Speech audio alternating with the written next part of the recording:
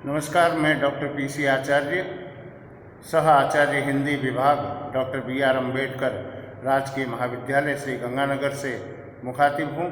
आइए आज हम बात करते हैं हिंदी साहित्य की एक ऐसी विधा की जिस विधा पर बात करना निश्चित तौर पर छात्रोपयोगी होगा, न केवल विश्वविद्यालय की परीक्षाओं की दृष्टि से अपितु अनेक प्रतियोगी परीक्षाओं की दृष्टि से भी यह फलदायी होगा। हाँ, मैं बात कर रहा हूँ निबंध की। निबंध की क्या परिभाषा हो सकती है, निबंध के क्या माध्यम हैं, निबंध रचना के क्या क्या विषय हो सकते हैं, निबंध के प्रमुख तत्व कौन कौन से हैं, निबंध के हम कौन कौन से भेद मान सकते हैं, निबंध का महत्व क्या है साहित्य की दृष्टि से, और उसके साथ साथ हिंदी निबंध ने जो आज तक विकास के विभिन्न आयाम तय किए हैं, उन तमाम आयामों और सोपानों की भी हम विस्तार से चर्चा करेंगे।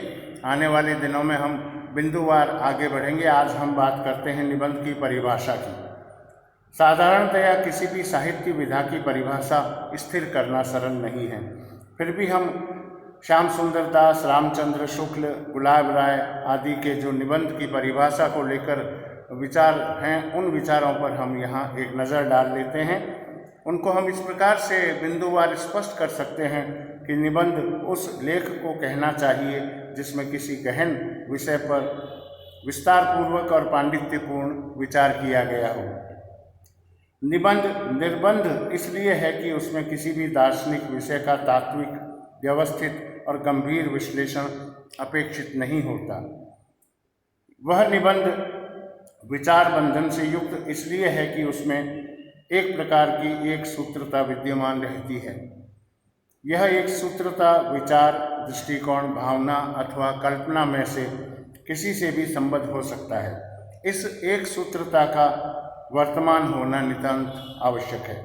निबंध उस गद्य रचना को भी कहते हैं जिसमें किसी एक सीमित आकार के भीतर किसी विषय का वर्णन या प्रतिपादन एक विशेष निजीपन, स्वच्छता, सौष्ठव और सजीवता तथा आवश्यक संगति और संबद्धता के साथ किया गया हो।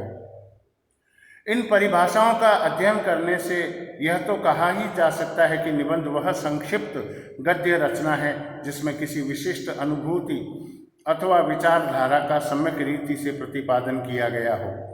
उसमें लेखक को वैयक्तिक प्रतिभा के उन्मेष का पूर्ण अवकाश रहता है और वह अपने व्यक्तिगत के समावेश द्वारा उसमें आत्मीयता का भी संचार करता है। दूसरे शब्दों में निबंध वह कलात्मक गद्य कृति है जिसमें समाज, राजनीति, धर्म, साहित्य आदि से संबद्ध समस्या विशेष को वैयक्तिक आधार पर प्रस्तुत किया गया हो, और इस प्रकार जो अपने संक्षिप्त आकार में स्वतः पूर्ण भी हो।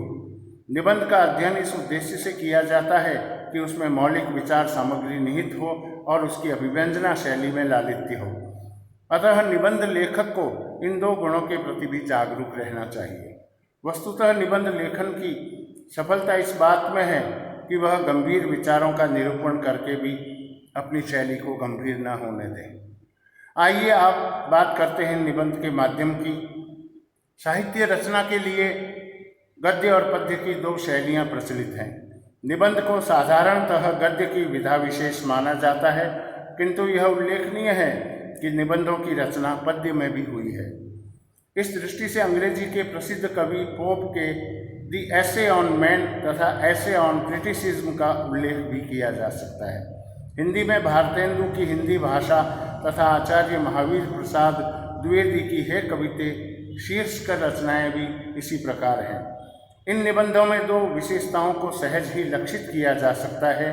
पहली, इनमें विषय एवं शैली दोनों की दृष्टि से लालित्य का विधान है। दूसरी, भावना के अंचल में विचारों का ग्रंथन इनकी सहज निधि है। खेद है कि हिंदी में ऐसे निबंधों की रचना अधिक नहीं हुई। यह दूसरी बात है कि गद्यात्मक निबंधों में सजीवता और लालित्य लाने के लिए अनेक निबंधकार कविता से उदाहरण प्रस्तुत किया करते हैं। आइए अब हम बात करते हैं निबंध रचना के विषय के बारे में। कवयः किम न पश्यन्ति के अनुसार निबंधकार भी जड़ चेतन प्रकृति के नानाविध व्यापारों को निबंध रचना का विषय मानते हैं। दृश्य विशेष के प्रत्यक्ष भावन अथवा स्मृत्याधारित मनः संवेदन से निबंधकार की प्रतिभा का उन्मेष होता है और वह अपने संचित ज्ञान अथवा अध्ययन के बल पर ललित निबंध की रचना करता है। अतः ये स्पष्ट है कि जिस प्रकार साहित्य के अन्य अंगों को किसी विशेष विषय तक सीमित नहीं रखा जा सकता, उसी प्रकार निबंध भी पूर्णतः निर्बंध है। उस पर विषय ही नहीं, शैली की दृष्टि से भी किसी भी प्रकार का प्रतिबंध नहीं लगाया जा सकता। इसी प्रकार निबंध के विस्तार की भी कोई सीमा नहीं है।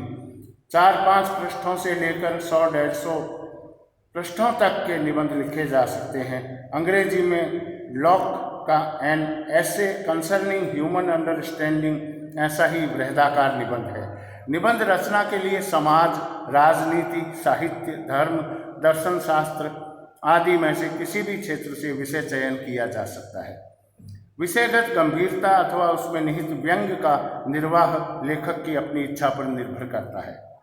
तथापि किसी भी दृष्टि से श्रेष्ठ निबंध की रचना के लिए यह जरूरी है कि उसमें भावों अथवा विचारों की संगति, संगठन और एक सूत्रता का पूरा ध्यान दिया जाए। इसी प्रकार जिन निबंधों में अत्यधिक जटिल समस्याओं की चर्चा न की गई हो, तो उनमें पाठक रोचकता और विशिष्ट विदग्धता के समावेश की भी अपेक्षा रखता है। आने वाले दिनों में हम निबंध के तत्व एवं अन्य बिंदुओं पर भी विस्तार से चर्चा करेंगे। उम्मीद है कि छात्र छात्राओं के लिए यह संबोधन निश्चय ही उपयोगी होगा। आप सबको शुभकामनाएं।